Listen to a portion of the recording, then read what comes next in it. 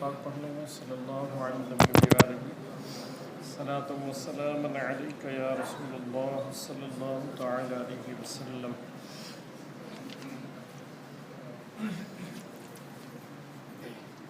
کل میں نے ذکر کیا تھا کہ قبر کے ساتھی کون کون ہیں آپ کے، اور کس سے ہمیں دوستی کرنی چاہیے اور کس سے نہیں کرنی چاہیے۔ اور پھر میں نے بتایا تھا کہ حضور صلی اللہ علیہ وسلم کی پہچان کے لیے جو طریقہ ہے وہ ہے درود و سلام۔ اچھا، آپ قبر میں گئے تو ظاہر سی بات ہے قبر میں روشنی بھی تو چاہیے، وہاں اندھیرا ہی اندھیرا ہوگا، ہے نا، تاریکی ہوگی، بالکل گھپ اندھیرا ہوگا۔ تو اب قبر میں روشنی کیسے پیدا ہو؟ تو چلیں حضور صلی اللہ علیہ وسلم سے پوچھیں کہ آقا ہم یہ چاہتے ہیں کہ وہاں نماز، روزے، حج، زکوٰۃ یہ تو سارے کھڑے ہو گئے، مگر وہ میری جو قبر ہے وہ منور ہو جائے، روشن ہو جائے، اس کا طریقہ بھی سرکار ہمیں سکھا دیں۔ تو میرے آقا فرماتے ہیں، حدیث سنیں، سرکار نے فرمایا ان ھذا القبور مملوءۃ علی اہلھا ظلمۃ، بے شک جو قبر ہے وہ قبر والے پر تاریک رہتی ہے، اندھیرا رہتا ہے، ٹھیک ہے، ظلمت قدا ہوتی ہے قبر۔ اب اس میں نور کیسے پیدا ہوگا؟ سرکار فرماتے ہیں، ٹھیک ہے، وَإِنَّ اللَّهَ يُنَوِّرُهَا بِالصَّلَاةِ عَلَيَّ، مگر آپ گئے اور قبر میں اندھیرا تھا، تو میرے آقا فرماتے ہیں کہ جو مجھ پر درود پڑھتا رہا ہوگا تو اس کا درود پڑھنا اس کے قبر کو روشن فرما دیتا ہے۔ درود پڑھیں آپ تو قبر آپ کی منور ہو جائے گی، روشنی والی ہو جائے گی۔ اس کے کتنے فائدے ہیں درود پاک کے؟ کل میں نے عصر بعد بتایا، وہ حدیث سنائی تھی آپ کو کہ میرے آقا صلی اللہ علیہ وسلم فرماتے ہیں، الترغیب والترہیب میں یہ حدیث ہے، ابو ہریرہ رضی اللہ تعالیٰ عنہ حدیث کے راوی ہیں، فرماتے ہیں کہ اللہ کے رسول صلی اللہ علیہ وسلم نے فرمایا کہ جو شخص مجھ پر، یہ سرکار کا فرمان ہے، ان کی بشارت ہے آپ کے لیے، کہ آقا فرماتے ہیں صلی اللہ علیہ وسلم کہ اگر کوئی شخص میری امت کا مجھ پر روزانہ 100 مرتبہ درود پڑھے، 100 مرتبہ کوئی بڑی بات نہیں ہے، پڑھ سکتے ہیں آرام سے، آپ چلتے پھرتے پڑھتے رہیں، گھر پہ لیٹے ہوئے ہیں درود پاک پڑھیں، بیٹھے ہیں درود پاک پڑھیں، گاڑی چلا رہے ہیں درود پاک پڑھیں۔ اور میں نے پھر وہ سمجھایا بھی تھا آپ کو، بہت سارے لوگ، مجھے پتہ چلا، لوگوں نے مجھے بتایا کہ گھروں میں یہ شروع بھی ہو گیا الحمدللہ، کئی لوگوں نے مجھے بتایا وہ کیا، میں نے لوگوں سے یہ اپیل کی تھی کہ جیسے گھر میں دسترخوان تو بچھتا ہوگا آپ کے یہاں، بھائی دن میں آپ کام پہ رہتے ہوں گے، دوپہر میں، مگر شام میں تو ساتھ میں بیٹھ کے کھاتے ہیں نا پوری فیملی، ایسے ہی ہے نا، شام میں تو کم سے کم دسترخوان بچھتا ہوگا اور ساتھ میں کھانا چاہیے، اس میں برکت ہوتی ہے، ٹھیک۔ تو جب دسترخوان آپ پورے گھر والے مل کر کے بچھاتے ہو اور ایک ساتھ کھانا رکھا جاتا ہے، اب آپ کی بیوی بیٹھی ہے، آپ کی بیٹی بیٹھی ہے، آپ کا بیٹا بیٹھا ہے، آپ بیٹھے ہیں، اب آپ کیا کریں؟ صرف 2 منٹ یا 3 منٹ لگے گا، یہ کام اگر آپ کر لیں نا، اور اللہ کی توفیق سے میں عرض کروں کہ بہت سارے گھروں میں یہ شروع ہو چکا ہے، تو صرف اتنا کرنا ہے کہ اپنی بیوی اور بچوں کو آپ کہیے کہ یہ جو کھانا سامنے رکھا ہے یہ سب میرے آقا صلی اللہ علیہ وسلم کا صدقہ ہے، پوری کائنات حضور صلی اللہ علیہ وسلم کا صدقہ ہے۔ اللہ فرماتا ہے کہ اے محبوب اگر آپ کو پیدا کرنا نہ ہوتا تو میں زمین و آسمان کو بناتا ہی نہیں سب، تو یہ سب ان کا صدقہ ہے، تو وہ کھانا بھی انہی کا صدقہ ہے۔ تو اپنے بیوی بچوں کو کہیں کہ جن کا صدقہ ابھی ہم کھانے جا رہے ہیں تو چلو اپنے آقا پہ 12 مرتبہ درود پاک پڑھ لیتے ہیں۔ کتنا آسان نسخہ ہے یہ کہ دسترخوان پہ بیٹھے ہیں، اب آپ کی بیوی بھی درود پاک پڑھ رہی ہے، آپ کی بیٹی، آپ کا بیٹا اور آپ خود درود پاک پڑھ رہے ہو۔ اب جس دسترخوان پہ درود پاک پڑھا جائے گا اس دسترخوان میں کبھی کمی واقع نہیں ہو سکتی ہے انشاءاللہ تعالی، اور پھر اس کا اثر یہ ہوگا کہ آپ کی جو بیٹی ہے اور جو بیٹا ہے، جو ابھی بچے ہیں، وہ انشاءاللہ تعالی یہ درود کی برکت سے عاشق رسول ہو جائیں گے انشاءاللہ تعالی۔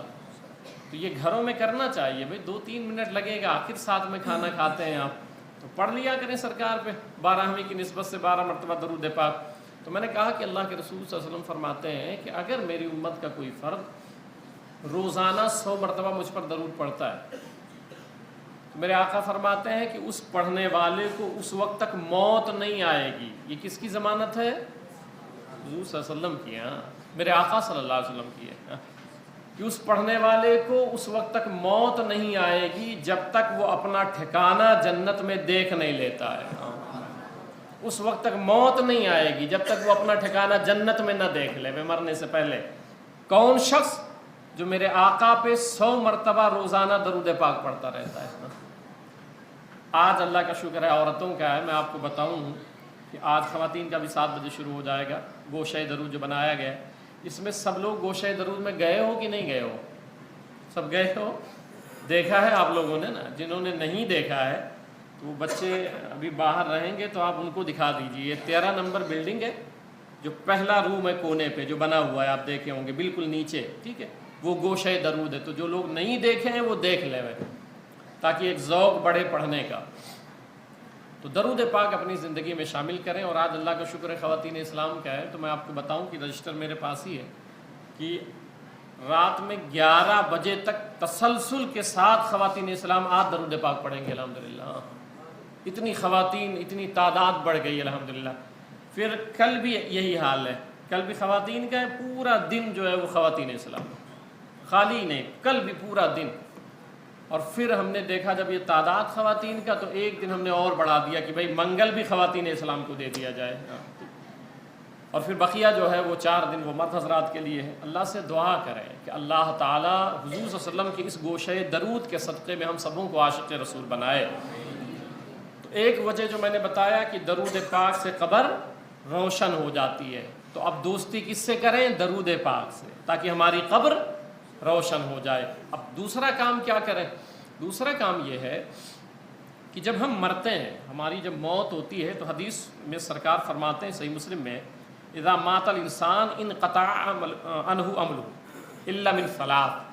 بندہ جب مر جاتا ہے تو اس کے سارے عمل جو ہے وہ سارے منقطع ہو جاتے، کٹ جاتے ہیں. جیسے نماز پڑھتے تھے تو اب نماز نہیں پڑھتے، روزہ رکھتے تھے تو روزہ نہیں رکھ سکتے. جتنے بھی عمل آپ کرتے تھے نا، وہ سارے عمل اب ختم ہو گئے، ٹوٹ گئے، اب نہیں کر سکتے آپ. ٹھیک ہے. اب الا من ثلاث، مگر 3 چیزیں جو ہیں وہ جوائنٹ رہتی ہیں اس سے. کوئی عمل آپ نہیں کر سکتے عمل صالح، مگر 3 عمل ایسے ہیں کہ مرنے کے بعد بھی قبر میں آپ کو ثواب ملتا رہے گا. تو اب وہ 3 چیزوں پہ آپ زور دیویں. یہاں تو کیسے بھی دنیا کٹ جاتی ہے اور کٹ رہی ہے اور کٹ جائے گی، مگر مرنے کے بعد کوئی بندہ اگر آپ کے لیے ایصال ثواب کرے، کیونکہ موت کے بعد حالت کیا ہوتی ہے، حدیث پاک ایک پڑھ دیتا ہوں. امام دیلمی حدیث لائیں، مل میت فی قبرہ الا شبہ الغریق ینتظر دعوۃ. قبر میں میت پانی میں ڈوبنے والے فریادی کی طرح ہوتا ہے. کبھی آپ دیکھیں کوئی ڈوب رہا ہو نا پانی میں، تو وہ نیچے جاتا ہے، اوپر آتا ہے، نیچے جاتا ہے، اوپر آتا ہے. قبر میں جب میت کو آپ رکھتے ہو تو آپ سمجھتے ہو وہ لیٹ گیا. میرے آقا فرماتے ہیں کہ میت پانی میں ڈوبنے والے فریادی کی طرح چیختا ہے. جو ڈوبتا ہے نا، دیکھیں نا، وہ آواز دیتا ہے، اپنے آپ کو بچانے کی کوشش کرتا ہے، چلاتا ہے. فرق اتنا سا ہے، وہاں آواز آتی ہے اور یہاں یہ چیختا ہے تو آواز ہمیں سنائی نہیں دیتی. میرے آقا فرماتے ہیں، اور پھر وہ فریادی ڈوبنے والے فریادی کی طرح ہوتا ہے. اور کیا کرتا ہے میت؟ کہ جو اپنے باپ، ماں، بیٹے یا کسی دوست کی طرف سے دعا پہنچنے کی منتظر ہوتی ہے میت. ڈوبتے ہوئے فریادی کی طرح آواز دیتا ہے، وہ روتا ہے، چیختا ہے اور کہتا ہے کوئی میرا دوست جو میرے لیے دعا کر دے، ہے کوئی میرا ساتھی جو میرے لیے جو ہے قل ہو اللہ شریف پڑھ دے. اور وہ ڈوب رہا ہوتا ہے. یہی وجہ ہے جب میت ہوتی ہے آپ دیکھیں تو آنکھیں کھلی رہتی ہیں. تو میں نے اس پہ تحقیق کیا کہ آنکھیں کیوں کھلی رہتی ہیں. تو مجھے ایک روایت آقا کریم صلی اللہ علیہ وسلم کی ملی. میرے آقا صلی اللہ علیہ وسلم فرماتے ہیں کہ آنکھ آپ کبھی بھی کسی بھی مردے کا دیکھو گے آنکھ کھلی رہتی ہے. تو میرے آقا صلی اللہ علیہ وسلم فرماتے ہیں کہ جب روح نکال کے فرشتے لے کے چلتے ہیں نا، تو وہ مردہ اپنی کھلی آنکھوں سے انہیں دیکھتا رہتا ہے. اب یہ کہنے کے لیے بڑا ایزی ہے، بڑا آسان ہے، مگر جس دن بستر پہ تم ہوگے اور پھر وہ آپ کی روح لے کے چل رہے ہوں گے، وہ کیفیت کیا ہوگی وہ تو کوئی بیان نہیں کر سکتا اس کو. تو یہ میت منتظر رہتی ہے کہ کوئی دعا کر دے، اور جب اس کو دعا پہنچتی ہے فَإِذَا لَحِقْتَهُ كَانَتْ أَحَبُّ اللَّهِ، احب الیہ من الدنیا وما فیہا۔ اسی لیے میں نے کل سمجھایا آپ کو کہ دوست ایسے نہ بناؤ کہ جو نشہ کرتے ہوں، شراب پیتے ہوں، جوا کھیلتے ہوں، ان کو آپ نے دوست بنایا ہے۔ ان سے آپ کا قبر میں کیا فائدہ ہے بتائیں؟ نہ یہاں فائدہ، آپ یہاں بھی ذلیل ہو رہے ہو، رسوا ہو رہے ہو کہ یار یہ دیکھو اس کا دوست ہے، یہ تو اس کا ایسا دوست ہے یار۔ ہاں؟ دوست ایسے بناؤ کہ قبر میں وہ دوست آپ کے کام آئے۔ یہاں تو کیسے بھی کسی بھی ہوٹل پہ بیٹھ جاؤ، ایک چائے پلا دو تو آدھے گھنٹے کی دوستی تو اس سے بھی ہو جاتی ہے جس کو آپ نے چائے پلایا ہے۔ اور دوستی یہاں کی اللہ خیر فرمائے۔ اور جو ہمارا نوجوان طبقہ بیٹھا ہے، میں آپ کو بتاؤں، دوستی یہ بہت اہم چیز ہے، آپ اس کو بہت ہلکے میں لیتے ہو۔ اللہ تعالیٰ کے بیٹے ہیں، اب بولیں نہیں، اللہ تعالیٰ بیوی سے پاک ہے، ماں باپ سے لم یلد ولم یولد، ٹھیک، ان چیزوں سے پاک ہے، کوئی رشتہ نہیں ہے اس کا۔ مگر جس کو آپ دوستی کہتے ہو نا، اللہ فرماتا ہے میرے بھی دوست ہوتے ہیں، تو دوست تو اللہ تعالیٰ کے بھی ہوتے ہیں۔ اب یہ کتنا عظیم رشتہ ہوگا کہ اللہ خود دوستی کرتا ہے۔ من عاد لی ولیا فقد آذنتہ بالحرب، اللہ فرماتا ہے کہ جو میرے کسی دوست سے اس کی گستاخی کرے اور دشمنی کرے، میرے کسی دوست سے، اس سے میرا اعلان جنگ ہے۔ دوستی اس طرح نبھائی جاتی ہے نا، پھر دوستی اس طرح ہوتی ہے۔ اب اتنے لوگ دوستی کیے ہوئے ہو، آپ کا دوست آپ کو لے گیا ہوگا، چلو یار وہاں چائے پینے جاتے ہیں، لے گیا ہوگا چلو وہاں ہوٹل میں کھانا کھانے جاتے ہیں، رمضان شریف میں لے گیا ہوگا، ادھر ادھر گھمایا پھرایا ہوگا۔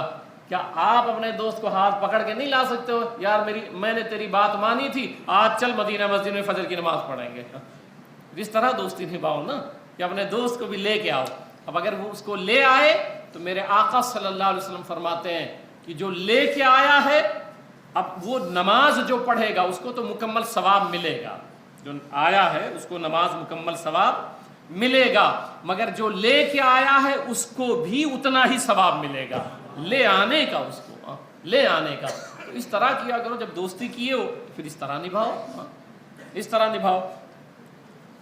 تو اب کوئی آپ کا دوست نیک دوستی کر لے، اچھی دوستی کر لے۔ میرے آقا صلی اللہ علیہ وسلم نے ایک مثال دی حدیث پاک میں، جس کا مفہوم یہ ہے کہ پوچھا گیا یا رسول اللہ صلی اللہ علیہ وسلم، برے دوست، بری سنگت اور اچھی سنگت کی مثال کیا ہے؟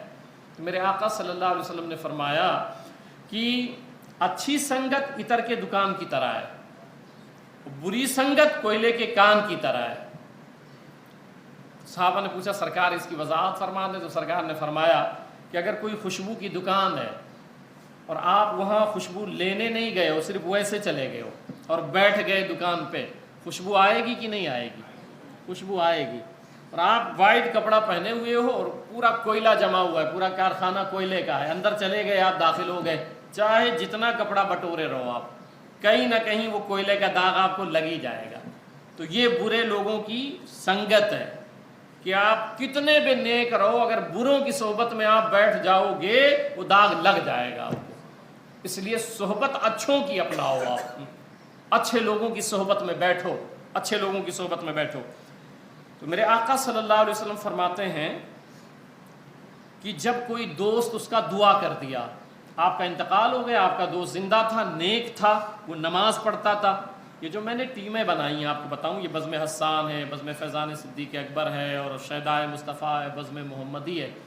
تو ایک مقصد میرا یہ ہے کہ میں ان کو نیک بناؤں۔ یہ سب نوجوان ہیں، سارے جڑے ہوئے ہیں جو، تو میرا مقصد یہ ہے کہ ان کو نیک بناؤں، اور ان میں جب آپس میں دوستی ہو جائے گی تو اگر کسی ایک کا انتقال ہوا تو سارے دوست مل کر کے اس کے لیے ایصال ثواب کریں گے۔ اور میں نے یہ دیکھا ہے اپنی آنکھوں سے، میں نے اپنی آنکھوں سے دیکھا ہے کہ بھئی ایک صاحب کے والد صاحب کا انتقال ہوا، وہ ہمارے بیٹے کی طرح ہیں، تو ان کے والد صاحب کا انتقال ہوا، تو میں نے دیکھا کہ وہ سارے بچے وہاں جمع تھے اور میں خود موجود تھا وہاں پہ، تو سارے ہم لوگ مل کر کے نعت رسول صلی اللہ علیہ وسلم سنا رہے تھے، پڑھ رہے تھے وہاں پہ قبر شریف کے اوپر۔ تو جب اس طرح دوستی ہوگی، اس طرح کا ماحول ہوگا، تو پھر آپ کا کوئی انتقال ہوگا یا آپ کا انتقال ہوگا، تو اگر اچھے دوست آپ نے بنائے تو وہ دوست قبر پہ آپ کے انشاءاللہ ایصال ثواب کریں گے۔ اور اگر وہ ثواب ایصال ثواب کرتے ہیں تو کیا ہوتا ہے، اور جب اس کو دعا پہنچتی ہے، کوئی دوست آپ کے لیے دعا کر دیا، آپ کا انتقال ہو گیا اور دوست نے دعا کر دی، تو وہ اس کے نزدیک دنیا اور اس کے ساز و سامان سے زیادہ محبوب ہوتی ہے، اس وقت مردے کو دعا کی ضرورت ہوتی ہے، اس کو پیسے تو لگیں گے نہیں، کپڑے تو لگیں گے نہیں، اور دنیا میں جتنی چیزیں ہیں اب اس کے سامنے سب ہیچ نظر آتی ہے۔ اگر کسی دوست نے دعا کر دیا کہ یا اللہ وہ میرا دوست تھا، اس کی مغفرت فرما دے، تو یہ دعا تمہارے دوست کے لیے دنیا اور دنیا میں جتنی چیزیں ہیں ان سے کہیں زیادہ محبوب یہ دعا ہوتی ہے اس کے لیے۔ اور پھر میرے آقا صلی اللہ علیہ وسلم فرماتے ہیں کہ بے شک اللہ قبر والوں پر اہل زمین کی دعاؤں سے پہاڑوں کے مثل رحمت داخل فرما دیتا ہے قبر میں۔ ایسا نہیں ہے کہ آپ کی دعا سے کچھ نہیں ہوتا ہے، میرے آقا فرماتے ہیں کہ اہل زمین کی دعاؤں سے اللہ تعالیٰ پہاڑوں کے مثل اس قبر میں رحمت داخل فرما دیتا ہے جس قبر کے لیے لوگ دعائیں مانگا کرتے ہیں۔ اور پھر میرے آقا صلی اللہ علیہ وسلم فرماتے ہیں اور بے شک مردوں کے لیے اب آپ سوچتے ہوں گے نا بھائی والدہ کا انتقال ہو گیا، والد صاحب کا انتقال ہو گیا، کسی دوست کا انتقال ہو گیا، ہم کیا کریں؟ میرے آقا فرماتے ہیں اور بے شک مردوں کے لیے زندوں کا تحفہ یا استغفار ہے، ان کے لیے دعائیں مغفرت کریں، یہ سب سے بڑا تحفہ ہے ان کے لیے۔ اب یہ جو میں سمجھانا چاہ رہا تھا، جس کی طرف بات دوسری طرف چلی گئی، کہ 3 عمل ایسے ہیں کہ مرنے کے بعد ثواب ملتا رہتا ہے۔ اب یہ اپنی زندگی میں کر کے جائیں، اپنی زندگی میں ضرور کر کے جائیں۔ میں بچوں سے آفس میں کہتا رہتا ہوں، ابھی کئی دنوں سے تسلسل کے ساتھ دوسرے تیسرے تو یہ بات میں کرتا ہوں، میں کہتا ہوں بیٹے اب میں ابھی انتقال ہو جائے میرا، کبھی ہو جائے، یہ جو گوشہ درود ہم لوگوں نے مل کے بنا دیا ہے یہ ہم لوگوں کی بخشش کے لیے انشاءاللہ کافی ہے۔ یہ گوشہ درود یعنی اس میں یا تو مدینہ پاک میں ہے، مدینہ پاک، پھر وہ زمین تو زمین ہے، حرم کی زمین اور قدم رکھ کے چلنا، ارے سر کا موقع ہے ہو جانے والے، یا تو وہاں فرشتے 70,000 صبح آتے ہیں اور کنٹینیو درود و سلام پڑھتے ہیں مدینہ شریف میں، وہ شام تک پڑھتے ہی رہتے ہیں، ٹھیک ہے۔ اور پھر ہندوستان میں دوسری جگہ جو ہے وہ گلبرگہ شریف میں ہے، جہاں میں گیا تھا حاضری کے لیے، حضرت سراج الدین جنیدی رحمۃ اللہ تعالی علیہ، تو ان کے یہاں گوشہ درود ہے، وہاں بھی صبح سے شروع ہوتا ہے اور کنٹینیو درود پاک پڑھا جاتا ہے۔ یہ ہندوستان کا پہلا ہے گلبرگہ شریف میں، اور پھر پورے ہندوستان میں دوسری جگہ، پورے ہندوستان میں، پورے انڈیا میں دوسری جگہ آپ کا مہاڈا ہے جہاں صبح سے لے کے شام تک میرے آقا پہ درود و سلام پڑھا جاتا ہے۔ یہ آپ کے یہاں ہے اللہ کی توفیق سے۔ تو یہ وہ عمل ہے، یا ابھی جیسے میں لیب شروع کر رہا ہوں، آپ کو سب کو تو پتہ ہی ہوگا بھائی کہ وہ لیب کا مطلب اس میں خون ٹیسٹ ہوگا، ECG ہوگا، ایکس رے ہوگا، اور بہت کم پیسے میں انشاءاللہ تعالی۔ یہ صدقہ جاریہ کی نیت سے میں کر رہا ہوں، سب صدقہ جاریہ، اس میں آپ اگر پیسے لگا رہے ہیں یہ بھی صدقہ جاریہ ہے۔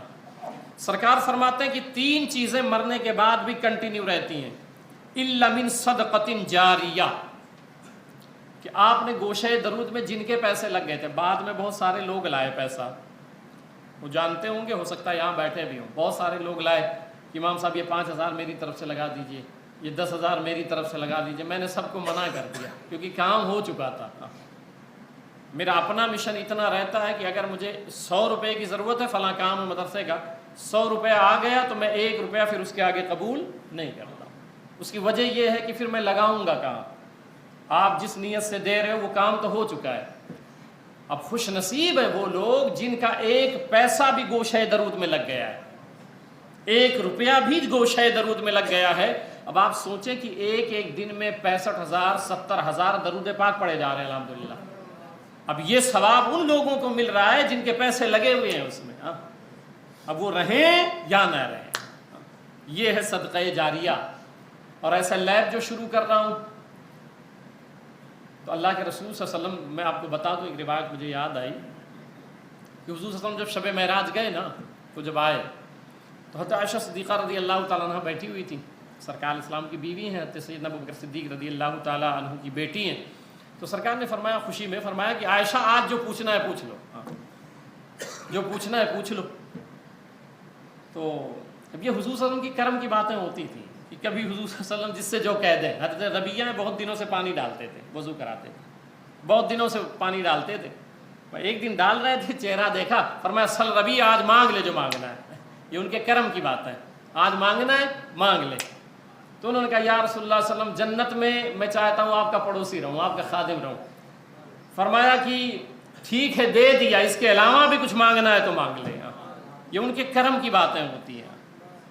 حضرت عبداللہ بن عباس آپ نام سنتے ہوں گے، تمام صحابہ میں سب سے بڑے مفسر جن کو حبر و ہادی الامہ کہا جاتا ہے۔ سرکار نے کہا جانتے ہیں یہ کیسے ہو گئے اتنے بڑے عالم اور مفسر؟ حضور صلی اللہ علیہ وسلم تشریف لائے تو دیکھا کہ لوٹا بھرا ہوا ہے، پانی لوٹا تھا، بس وہ پانی بھرا ہوا تھا۔ سرکار نے پوچھا یہ کس نے بھرا؟ کہا آقا میں نے بھر دیا ہے۔ سرکار نے کہا تھا تم نے بھرا ہے، جاؤ میں صحابہ میں سب سے بڑا مفسر تمہیں بنا رہا ہوں۔ ان کے کرم کی باتیں ہوتی ہیں، ان کے کرم کی باتیں ہوتی ہیں، اسی لیے میں بار بار کہتا ہوں لو لگایا کریں ادھر سے۔ تو میں عرض کر رہا تھا کہ بیٹھے، سرکار نے فرمایا جو پوچھنا ہے پوچھ لو۔ اب یہ گھبرا گئیں کہ میں سرکار سے کیا سوال کروں، تو پھر یہ گئیں اپنے والد صاحب حضرت ابوبکر صدیق رضی اللہ عنہ کی بارگاہ میں، کہا ابا حضور آقا علیہ السلام نے کہا ہے جو پوچھنا ہے پوچھ لو، تو مجھے سمجھ نہیں آ رہا ہے کہ میں کیا پوچھوں۔ تو حضرت سیدنا ابوبکر صدیق رضی اللہ تعالیٰ عنہ ابو بکر تھے، تو کہا اچھا ایک بات پوچھو سرکار سے جا کے کہ معراج میں جب اللہ کے پاس گئے تھے تو بات کیا کیے تھے، یہ ذرا پوچھ لینا کہ اللہ تعالیٰ سے کیا بات کیے تھے معراج میں۔ تو آئیں اور حضور صلی اللہ علیہ وسلم سے پوچھی تو سرکار مسکرائے، فرمایا عائشہ ٹھیک ہے میں سارے بات تو نہیں بتاتا مگر ایک بات بتا دیتا ہوں۔ اب یہ جو لیب شروع کر رہا ہوں اس کی وجہ سمجھا رہا ہوں آپ کو، تو ایک بات بتا دیتا ہوں۔ کہا آقا بتا دیں۔ میرے آقا صلی اللہ علیہ وسلم فرماتے ہیں کہ جب میں اللہ کے حضور گیا اور باتیں ہوئی بہت ساری، اس میں سے ایک بات یہ ہے کہ اللہ تعالیٰ نے فرمایا اے محبوب آپ کی امت میں سے کوئی پریشان حال آدمی ہوگا، کوئی مشکل میں ہوگا، تکلیف میں ہوگا، غم زدہ ہوگا، رنجیدہ ہوگا، اور کوئی شخص اس کے لیے راحت کا سامان مہیا کر دے، اس کے خوشی میں کچھ کام آ جائے، اس کے غم کو کم کر دے، اس کے رنج کو کم کر دے۔ تو میرے آقا فرماتے ہیں اللہ تعالیٰ نے شب معراج میں مجھ سے فرمایا کہ جس نے اس کا غم دور کر دیا، اللہ نے فرمایا میں نے اپنے اوپر واجب کر لیا ہے کہ غم دور کرنے والے کو جنت عطا فرما دوں۔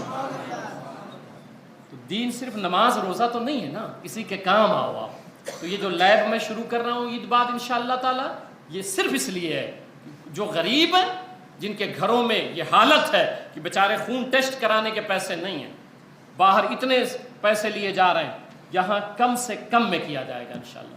اور میں نے تو کمیٹی سے کہا تھا مگر اب چونکہ اس میں ڈاکٹر رہیں گے، 2-4 ٹیکنیشین رہیں گے، وہ کام کریں گے تو ان کا خرچہ تو ظاہر سی بات ہے وہاں سے نکلنا چاہیے، ورنہ حقیقت یہ ہے، پھر یہ جملہ میں دہراتا ہوں کہ میں نے یہ کہا ہے کمیٹی کو بھی، ہمارے یہاں خزانچی صاحب بھی بیٹھے ہیں اور کئی لوگ بیٹھے ہیں، وہ سب جانتے ہیں کہ میں نے کئی مرتبہ بھی دہرایا ہے جملہ کہ ہمارے یہاں لیب جو ہم چالو کر رہے ہیں تو ہمارے یہاں یہ سوچنا کہ پیسہ آئے گا تو ذہن بدل جائے یا جمع کرنے لگ جائیں، ہمارے یہاں جب تک میں زندہ ہوں یہ سوچنا بھی حرام ہے۔ میں نے یہ جملہ کہا ہے کہ یہ کمانے والا یہ سوچ بھی حرام ہے، ہمیں خدمت خلق کرنا ہے، اس لیے کرنا ہے کہ میرا مولا ہم سے راضی ہو جائے گا، اس لیے انشاءاللہ کم سے کم میں کیا جائے گا انشاءاللہ۔ اب خرچہ تو بہت ہے، 20 لاکھ روپے ہیں، مگر اللہ کا شکر ہے، میں نے کہا نہیں، بچوں سے میں کہتا رہتا ہوں کہ حضور ساحل ملت سے میری بات ہوئی، میں کچھ اظہار کر دیتا ہوں۔ حضور ساحل ملت 15 تاریخ کو میری بات ہوئی، انگریزی 15۔ حضور ساحل ملت جو حضور حافظ ملت کی کرامت ہے، بہت نیک آدمی، جن کے ولی صفت آدمی ہے، جن سے آپ کی ملاقات ہے، ولی صفت آدمی ہے، اور سرکار حافظ ملت رحمۃ اللہ تعالیٰ علیہ، لوگ مجھے بتاتے ہیں، حضرت نے خود بارہا فرمایا مجھے، میں تو ساتھ میں عمرے پہ حضرت کے ساتھ ہی میں تھا، وہاں پہ مدینہ شریف میں، مکہ شریف میں، اسی کمرے میں ٹھہرے ہوئے تھے جس میں حضرت ہی تھے، حضرت اپنے ساتھ مجھے رکھے ہوئے تھے۔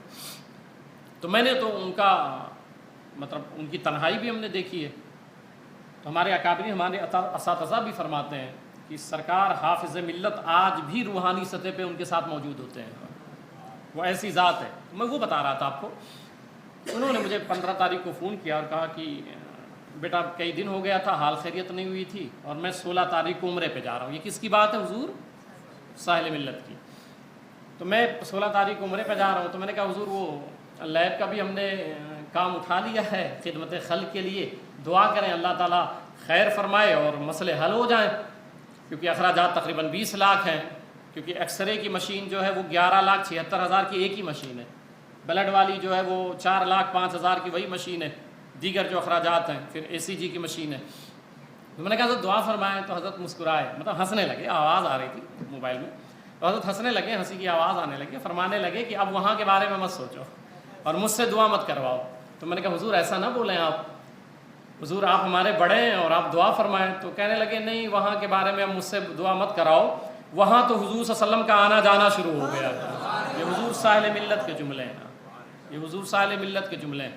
تو ان بزرگوں کے اقوال جو ہے اس پر ہمیں یقین ہے۔ تو کہنے کا مطلب یہ ہے کہ یہ مقصد ہمارا صرف یہ ہے، یہ صدقہ جاریہ ہے، اور ہمارا مقصد یہ ہے کہ ہم لوگ مریں تو قبر میں راحت مل جائے، تو یہ صدقہ جاریہ ہے۔ اور ولد صالح، اور نیک اولاد، اگر آپ اولاد آپ کی نیک چھوڑا ہے آپ نے، ایک ہو گیا صدقہ جاریہ، جیسے میں نے بتایا نہیں کہ ابھی گوشہ درود میں جس کا پیسہ لگ گیا اب وہ مر جائے مگر یہاں سے ثواب کنٹینیو اس کو ملتا رہے گا۔ لیب ہے اس میں 10 20 50 جس کا بھی لگ گیا جب تک وہ رہے گا اس کو ثواب ملتا رہے گا۔ مسجد مدرسے میں لگ گیا تو اس کو ثواب، یہ صدقہ جاریہ جو مرنے کے بعد آپ کو ملے گا، ٹھیک ہے، کنٹینیو۔ اور ابھی سے ایسا نہیں، یہ ذہن میں رکھ لیں کہ یہ جو جملہ بول رہا ہوں کہ مرنے کے بعد ثواب ملے گا، اس کا مطلب یہ نہیں ہے کہ ابھی نہیں ملے گا، یہ ابھی سے شروع ہو جائے گا اور قیامت تک ملتا رہے گا، اس کا مفہوم یہ ہے۔ اور پھر دوسرا ہے نیک اولاد۔ آپ کی اولاد ایسی آپ نے چھوڑی ہے نا کہ جس دن آپ مرو گے چارپائی پہ لیٹے رہو گے نا، آپ کی اولاد کو دعائے میت یاد نہیں ہے، یہ ہے آپ کی اولاد۔ آپ جو بیٹا نا آپ نے پڑھا دیا، ابھی ڈاکٹر ہو گیا، انجینئر، بے شک پڑھائیں، گریجویشن کر لیا اس نے، یہ کر لیا وہ کر لیا، تو یہ سب تو آپ نے کرا دیا، مگر تعلیم مذہبی اتنی بھی نہیں دی آپ نے کہ وہ آپ کی میت پر دعائے جنازہ پڑھ سکے۔ آپ کو کیا ملا اس سے؟ وہ کیا کرے گا آپ کے لیے؟ اور میرے آقا صلی اللہ علیہ وسلم فرماتے ہیں، وہ حدیث سن لیں، یہ ابن ماجہ کی روایت ہے، سرکار فرماتے ہیں ان اللہ عز و جل یرفع الدرجۃ لعبد الصالح فی الجنہ، کہ ماں باپ کا اگر انتقال ہو گیا تو جنت میں ان کے درجے بلند کر دیے جاتے ہیں۔ اچانک ایسا ہوتا ہے کہ جنت میں درجہ بلند کر دیا گیا، پہلے میں تھے تو دوسرے میں چلے گئے، دوسرے میں تھے تو تیسرے میں چلے گئے، تو وہ کہتے ہیں فیقول یا رب ان لہذہ، مولا یہ میرے لیے میرا درجہ کیسے بلند ہو گیا؟ فیقول، تو اللہ تعالیٰ ان سے فرماتا ہے ماں باپ سے، باستغفار ولدک لک، جو تو لڑکا چھوڑ کے آیا تھا، اپنا بیٹا اور اپنی بیٹی چھوڑ کے آیا تھا، وہ نیک ہے، نیک، اور آج وہ استغفار تیرے لیے کیے ہیں، ان کے استغفار کی وجہ سے ہم نے تیرے درجات کو بلند فرما دیا ہے۔ تو اگر آپ کی اولاد نیک ہے اور یہاں اگر وہ استغفار اور دعا کرتے ہیں تو آپ کے درجات جنت میں بلند کر دیے جائیں گے۔ اس لیے اولاد کو نیک بنائیں اور صالح بنائیں۔ آخری بات، حضرت عیسیٰ علیہ السلام جا رہے تھے تو دیکھا کہ ایک قبر پہ عذاب ہو رہا ہے، جب عذاب ہو رہا تھا تو واپس پلٹے کچھ دنوں کے بعد تو دیکھا کہ اس میں عذاب نہیں ہے، پھر جنت کی بہاریں ہیں، وہاں خوشبو آ رہی ہے اور جنت کی بہاریں ہیں۔ عرض کیا بار الہ، یہاں تو عذاب ہو رہا تھا میں نے دیکھا تھا، مگر اب جنت کی خوشبو آ رہی ہے اور جنت کی بہاریں ہیں۔ تو اللہ تعالیٰ نے فرمایا ہاں عیسیٰ علیہ السلام، مسئلہ یہ ہے کہ جب اس کا انتقال ہوا تھا تو اس کی بیوی کے پیٹ میں بچہ تھا، اب وہ بچہ بڑا ہو گیا اور وہ مجھے کہہ رہا ہے بسم اللہ الرحمن الرحیم، تو جس کا بیٹا مجھے رحمان رحیم کہے اس کے باپ پر میں عذاب کیسے ڈال سکتا ہوں؟ اس لیے اس کی وجہ سے میں نے عذاب اٹھا لیا ہے۔